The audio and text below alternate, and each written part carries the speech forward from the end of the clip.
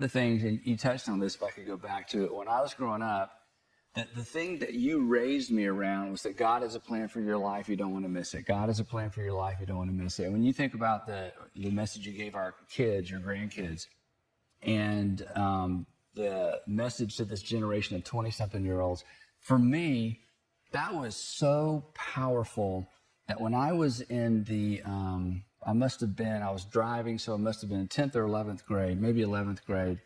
In my first quiet time journal that I still have, my first entry was this, and I still have this. It said, if I ever have a son, I'm going to tell him that God has a plan for his life.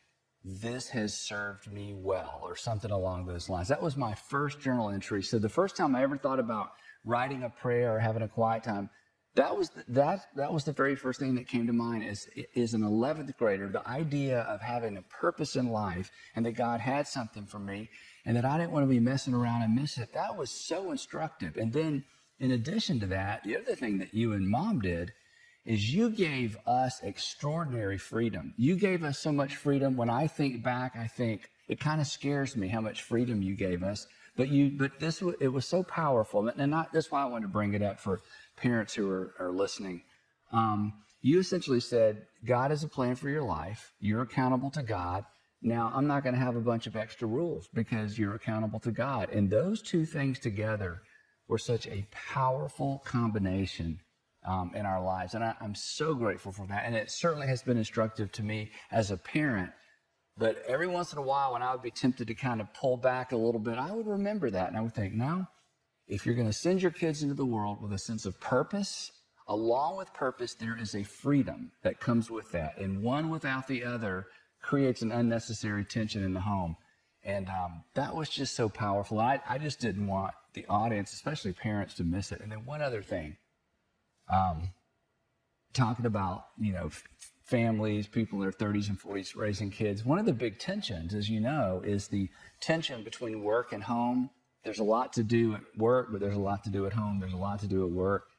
And we've both seen, especially in pastors' families, pastors who marry the church and just relegate, child rearing to a wife, or I don't have time for that, or I'm doing God's work. And to your credit and to my benefit, you never did that. And I don't know how you did so well with that. You didn't grow up with a father. Your father died when you were 17 months old. 9 months old. 9 months old. And yet, so you didn't have a role model, but somehow you knew, with all the busyness and the craziness of ministry and all the pressure and having two organizations, I just want the world to know, in those crazy busiest times, you never missed a ball game. You never missed a special event. And here's the thing that's overwhelming, especially now that I'm a parent. You remember the summer that we took a 5-week vacation? 5 weeks? 5 weeks. We pulled a travel trailer, an 18-foot travel trailer from Georgia to California, all over the country. 5 weeks. Can you imagine having to be alone with your kids for 5 weeks in an 18-foot trailer? It was fabulous as a kid, but now as a parent, I'm like, who has time for that? But that was the priority you gave me and gave Becky and gave our family. And so I just didn't want to rush by without your audience knowing that backstory. And I think it's one of the reasons that I'm here, and it certainly has contributed to our relationship. So I just wanted to say thanks for that. You got a lot of those things right. In fact, you got all those things right. I can still remember before you were even able to think of when you go to bed. So about 15 years old?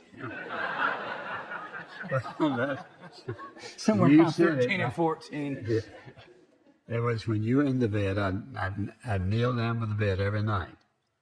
And I would always say this: God has a will for your life. But you didn't even know what I was saying. And then you grew up a little bit, and I would always say, you did remember God has a will for your life. I preached that into you before you ever understood what it meant, until you did understand what it meant. And we would talk about it, because I knew that if you settle that issue, whatever it was, I had no idea you'd be a preacher. In fact, I thought, well, that maybe God delivered you if you're not going to be one. But anyway, I just drilled that into your head and into Becky. God has a will for your life, and he'll show you what the will is if you'll listen to him. And so that was my primary lesson I wanted you to get. And if you got that one, then I would be happy. Well, we got it. And I still pray. I tell our churches all the time when I talk about my growing up years and my personal devotional life, I always say, I still pray. At this season of my life, God, show me your plan for my life. Show me your will for my life. Because that's not a young person's prayer. That's a lifetime prayer. And there are so many transitions in life, whether it's which school do I go to, who do I marry, what do I do with my kids in this season, career. We're all, we never outgrow that prayer, do we? No. And to me, your prayer life's the most important thing in your life. If that's not right, nothing else is going to be right. And I remember I had a study out in the backyard in Miami. I remember being down praying one day, and I felt something, you know what it was, and so I'm kneeling down, stretched out on this concrete floor, and I look over there, and here's Andy. He sneaked in, and he was looking at me one day. He was dead. What was going on? And I think I didn't do it for him. I think parents need to hear, but their children need to hear them praying and God working in their life. And I think I look back and, I just did what I would have wanted a father to do to me and what I felt like you needed and deserved. And I think we make a big deal out of raising children. Well, it depends on who you start with. You start with God, and you do what God tells you to do. There's no way for you to live in a household with true, godly parents who live it out, talk it out, act it out, without having an awesome eternal effect on the life of the children. And so if I had done something different than I had said to you, you wouldn't have believed me.